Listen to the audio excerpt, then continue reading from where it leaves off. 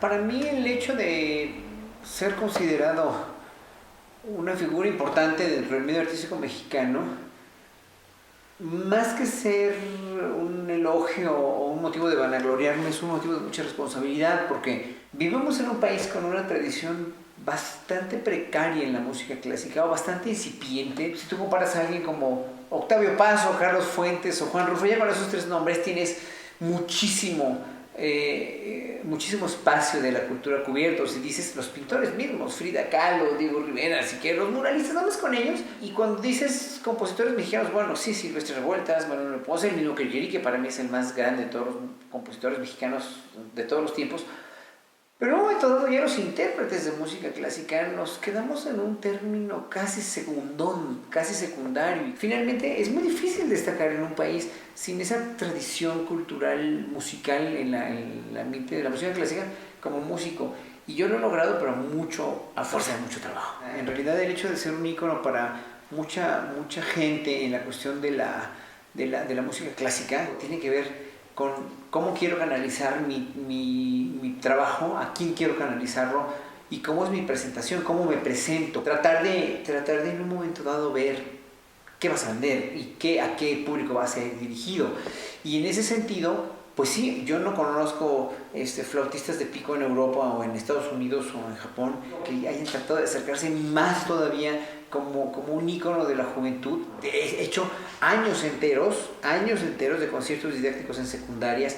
Les platico de mi experiencia de vida con la música, de mi contacto con la música, de cómo fue encontrarme con una profesión de la cual mis papás no tenían la menor idea de que existía y que me prohibieron determinantemente estudiar música, o cómo en un momento dado tuve que buscar yo mi propia enseñanza yéndome a Holanda a los 17 años, mandando un cassette, así casi como echar una botella con un mensaje de amor al mar, ¿verdad?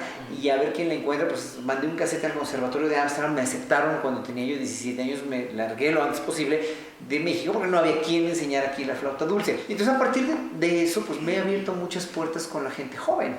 O sea, no he hecho nada que no pudiera hacer nadie, pero es un trabajo muy fuerte de picar piedra, y la flauta dulce es el instrumento que Hitler implementa como instrumento escolar didáctico en las primarias de la Alemania nazi, y ese modelo se adoptó en muchos países como Japón, Inglaterra y después México. Se implementa en las secundarias en los años 70 y yo fui de las primeras generaciones que aprendió la flauta. Quien la implementó, quien le tengo todo el respeto al mundo, fue don Luis Jimeno, el gran actor. Pero obviamente para haber implementado un instrumento así necesitabas enseñársela a los maestros, enseñarles a enseñar la flauta a los maestros, que nunca lo hicieron. Entonces me doy cuenta inmediatamente que tengo mucha facilidad para sacar piececitas, cancioncitas, y desde la primera vez que la toqué era como una identificación muy especial con el instrumento. Y unos días después, una niñita que tocaba el piano, que era mi compañerita de salón, el maestro de música nos mandó llamar a algunos que nos quedamos allá en la última hora, y nos mandó llamar a oír a la chica.